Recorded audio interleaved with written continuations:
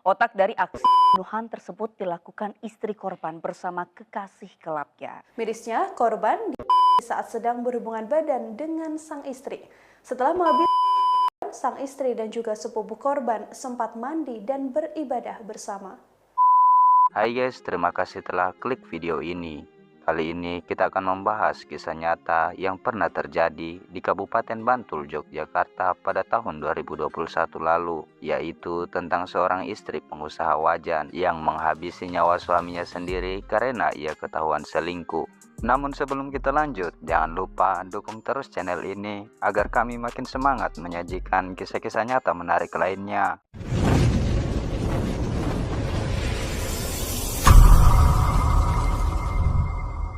Di sebuah daerah, tepatnya di Desa Kapanewon, Kabupaten Bantul, Budiantoro yang berusia 38 tahun memiliki 3 orang anak dari seorang istri bernama Kusrini yang berusia 30 tahun. Meskipun jarak usia kedua pasangan itu berbeda 8 tahun, pasangan Budiantoro dan Kusrini dikenal oleh tetangganya adalah keluarga yang harmonis dan merupakan sosok keluarga pekerja keras. Pada awalnya, Budiantoro hanyalah pembuat wajan biasa di Desa Kapanewon, Bantul, di mana setiap wajan yang telah dibuat, ia akan jual keliling dari desa ke desa untuk memenuhi kebutuhan hidup keluarga kecilnya. Tetapi seiring berjalannya waktu, usaha yang ia geluti ini pelan-pelan mulai membuahkan hasil, sehingga Budiantoro mulai fokus membesarkan usahanya tersebut, di mana ia mulai mendirikan sebuah pabrik untuk memproduksi wajan penggorengan dengan mereknya sendiri. Dengan berkembangnya usaha tersebut, tentu saja Budiantoro tidak mampu mengerjakan semuanya seorang diri, sehingga ia kemudian merekrut beberapa karyawan untuk dipekerjakan di perusahaannya itu, dan salah satunya adalah Nurkolis berusia 22 tahun yang merupakan sepupu Budiantoro sendiri. Sebelum Nurkolis bekerja di pabrik wajan sepupunya itu, ia sempat bekerja di Kalimantan sebagai buruh di sana, tetapi karena upah yang ia dapatkan tidak sebanding dengan biaya hidup di Kalimantan, hingga akhirnya Nurkolis memutuskan untuk kembali ke Bantul yang merupakan kampung halamannya. Setelah 8 tahun Nurkolis bekerja di pabrik wajan sepupunya itu, tentunya hubungan antara Nurkolis dan Budiantoro semakin dekat. Bahkan Budiantoro sering sekali mengajak Nurkolis ke rumahnya untuk makan malam bersama keluarganya. Bahkan Budiantoro sering mengajak Nurkolis untuk menginap di rumahnya. Seiring berjalannya waktu, karena seringnya bertemu dengan istri bosnya, perasaan dan cinta di antara Kusrini dan Nurkolis mulai tumbuh satu sama lain.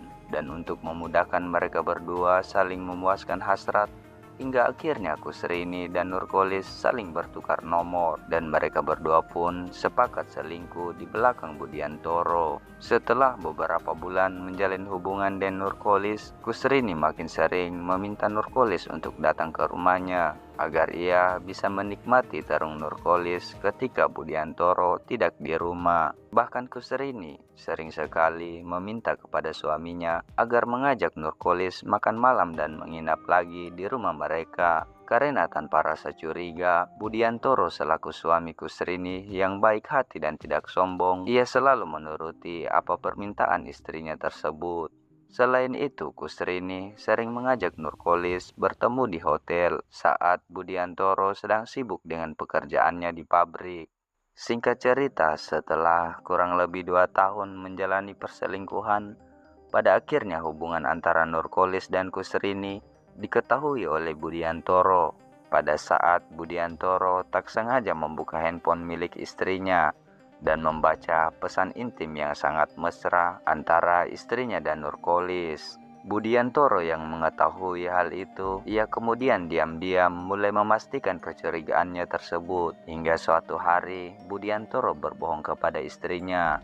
Ia mengatakan bahwa hari ini ia akan pulang larut malam karena ada pertemuan dengan konsumen yang akan membeli wajan mereka dalam jumlah banyak. Kusrini yang mendengar hal itu, ia kemudian memberitahu Nurkolis. Setelah percakapan yang begitu panjang, mereka berdua pun sepakat bertemu di hotel untuk melampiaskan hasrat mereka berdua di hari itu. Budiantoro di waktu itu ia sedang berada di dalam mobil berbeda yang telah ia sewa, sembari ia menunggu istrinya keluar dari rumah. Dan tak lama kemudian, Kusrini berangkat ke hotel. Setibanya di hotel tersebut, Budiantoro kemudian menunggu istrinya beberapa jam. Dan tak lama kemudian, Nurkolis dan Kusrini keluar bersama dari hotel itu. Disinilah Budiantoro mengetahui bahwa kecurigaannya adalah benar.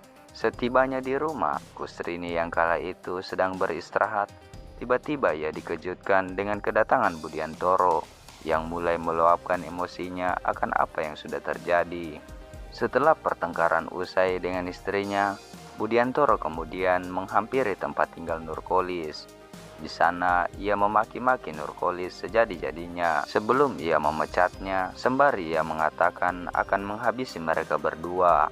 Nurkolis yang merasa tidak terima dengan makian serta ancaman dari bosnya itu, ia kemudian berencana untuk menghabisi Budiantoro terlebih dahulu.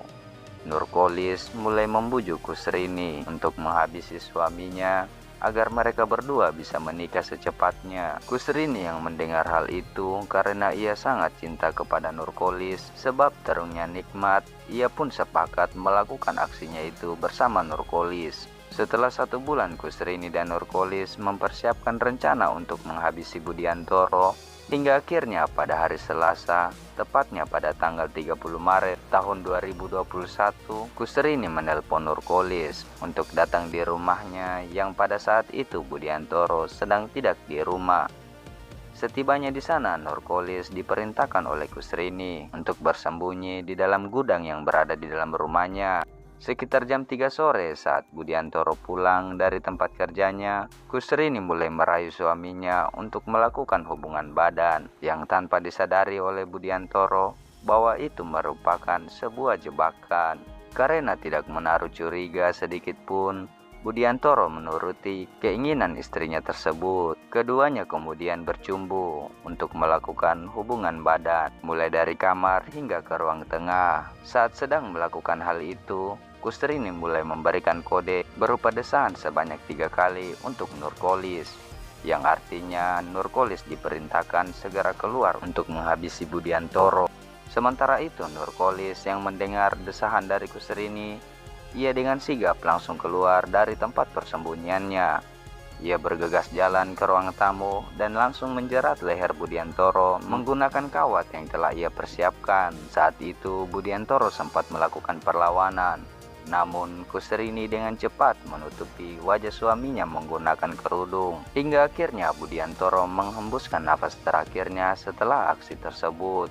Mengetahui bahwa Budiantoro telah wafat, Kusrini dan Nurkolis kemudian memakaikan baju secara lengkap ke tubuh Budiantoro. Kusrini yang saat itu hasratnya masih tertunda, kemudian ia melanjutkan berhubungan dengan Nurkolis. Setelah itu mereka berdua pun mandi bersama. Lalu kemudian mereka keluar untuk membeli sate dan dibawa pulang ke rumah untuk melahapnya. Pada jam 6 sore, tepatnya saat sholat maghrib, mereka berdua sempat melaksanakan sholat berjamaah bersama.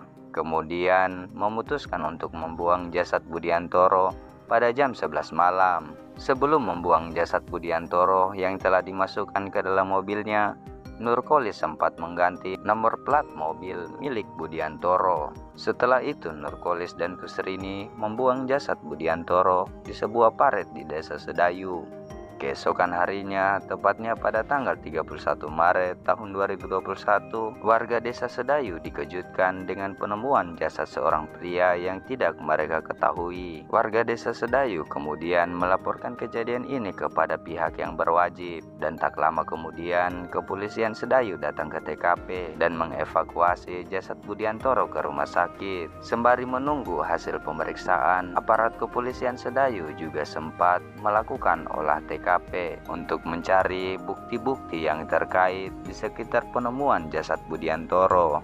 Singkat cerita, Kusrini dan Nurkolis yang bertujuan untuk meninggalkan desa Kapanewon, Bantul agar mereka berdua bisa memulai kehidupan baru. Namun saat sedang dalam perjalanan, mereka berdua ditahan oleh polisi saat razia karena plat mobil yang mereka gunakan berbeda dengan surat-surat kendaraan. Setelah beberapa hari diinterogasi dan banyaknya alasan yang tidak masuk akal, pada akhirnya Nurkolis dan Kusrini mengungkapkan semua yang terjadi.